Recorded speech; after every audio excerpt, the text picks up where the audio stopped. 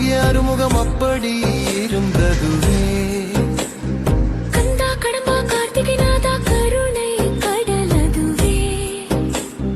என் தனி விரும்பும் முருகனை பார்த்து சேலை என ஆனேனே. கண்களே கலையாதே என் வேலவன் வருவானே. கந்தன் வேலவனை மனம் பார்த்திட விரும்பியதே.